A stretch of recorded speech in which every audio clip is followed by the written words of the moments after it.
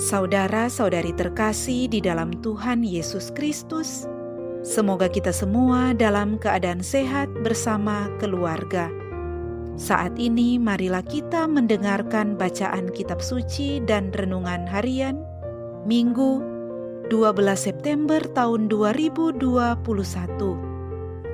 Bacaan pertama, bacaan dari kitab Yesaya. Tuhan Allah telah membuka telingaku, dan aku tidak memberontak, tidak berpaling ke belakang. Aku memberikan punggungku kepada orang-orang yang memukul aku, dan pipiku kepada orang-orang yang mencabuti janggutku. Aku tidak menyembunyikan mukaku ketika aku dinodai dan diludahi. Tetapi Tuhan Allah menolong aku, sebab itu aku tidak mendapat noda.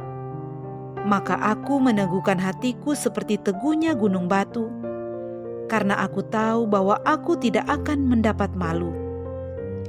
Dia yang menyatakan aku benar telah dekat. Siapakah yang berani berbantah dengan aku? Marilah kita tampil bersama-sama.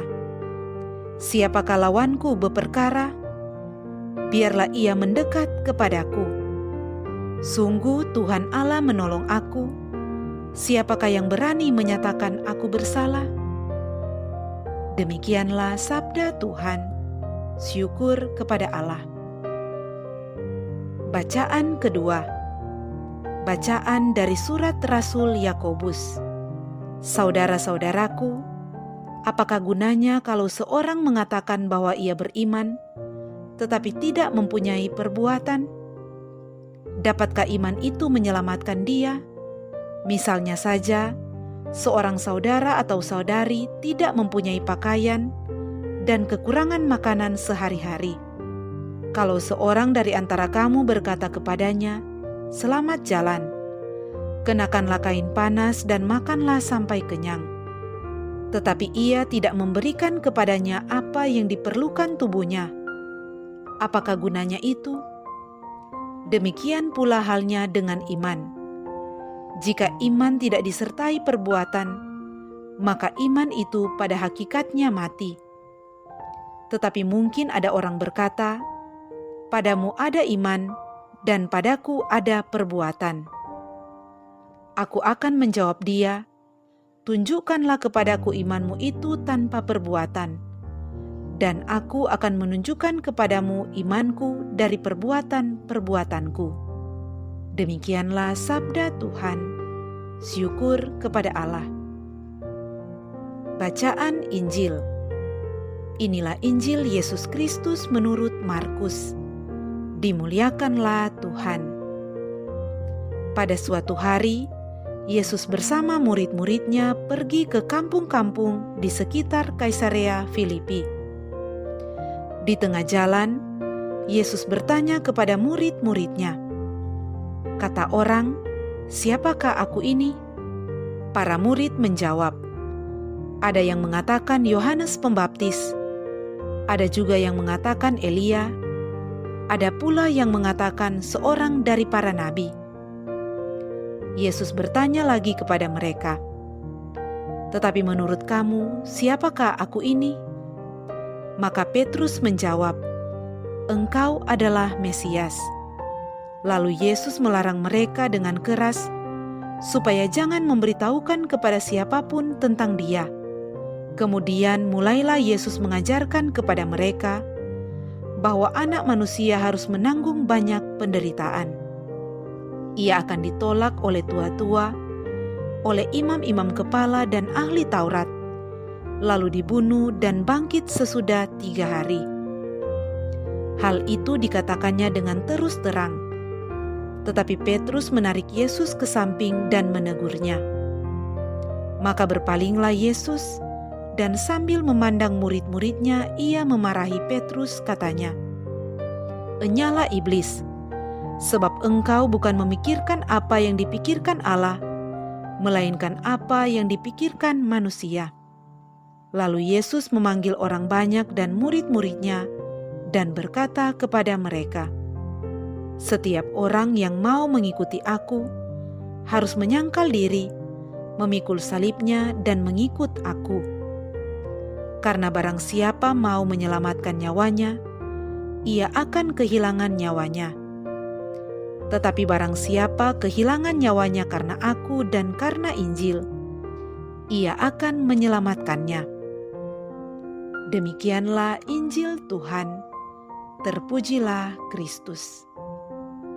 Saudara-saudari terkasih di dalam Tuhan Yesus Kristus, renungan kita di saat ini diberi judul Iman saja tidaklah cukup. Saudara-saudari terkasih, bagi sepasang pengantin, tidaklah cukup untuk hanya menyatakan bahwa mereka saling mengasihi. Mereka perlu membuktikan kesungguhan janji mereka. Ketika mereka hidup bersama setiap hari sebagai suami dan istri, itulah mereka harus saling mengasihi. Pada bacaan kedua kita hari ini, Rasul Yakobus dalam suratnya berkata, "Tunjukkanlah kepadaku imanmu itu tanpa perbuatan, dan aku akan menunjukkan kepadamu imanku dari perbuatan-perbuatanku." Tantangan Rasul Yakobus atas ketidaklarasan antara iman dan perbuatan merupakan tantangan yang diarahkan kepada setiap orang beriman. Iman yang hanya sebatas kertas atau sekedar pengakuan belaka tidak bermakna dan mati. Maka pengakuan iman seharusnya ditunjukkan dengan perbuatan yang nyata. Saudara-saudari terkasih, teguran ini disampaikan oleh Rasul Yakobus kepada jemaat yang tidak mementingkan hubungan dengan Kristus secara intim. Maka kata mati mengarah kepada tindakan-tindakan yang sia-sia di hadapan Kristus. Sesungguhnya, hubungan kita dengan Kristuslah yang menggambarkan iman kita kepadanya. Saudara-saudari terkasih, perbuatan merupakan buah dari iman. Iman yang berbuah didasari atas perjumpaan, persekutuan, dan pengakuan akan Yesus yang adalah Mesias. Pengakuan akan diri Yesus sebagai Mesias berarti kita menempatkan pola pikir dan sikap hidup yang selaras dengan Allah. Allah Bapa menyelamatkan manusia melalui pribadi Yesus Putranya dengan cara dan jalan berbeda dari pemikiran manusia. Jalan keselamatan dilalui dengan derita dan salib kematian. Totalitas cinta Allah ditunjukkan oleh Yesus dalam pemberian diri yang seutuhnya. Mengakui Yesus sebagai Tuhan Penyelamat menegaskan kepada kita untuk menyatakan sikap dan tindakan yang sama seperti yang telah dilakukan Yesus. Saudara-saudari terkasih, iman saja tanpa diwujudkan dalam perbuatan yang nyata tidaklah cukup. Siapa saja yang mengaku pengikut Yesus harus meniru apa yang telah dilakukan oleh gurunya. Beriman kepada Yesus berarti membuat dan bertindak seperti Yesus sendiri yang telah menyembuhkan, membebaskan, dan menebus dosa serta menyelamatkan kita. Dunia di mana kita berpijak menjadi ladang bagi warta iman dan perwujudannya dalam sikap dan perbuatan bagi sesama dan alam sekitar. Ingatlah sabda Tuhan hari ini. Setiap orang yang mau mengikuti aku, ia harus menyangkal dirinya, memikul salibnya, dan mengikuti aku.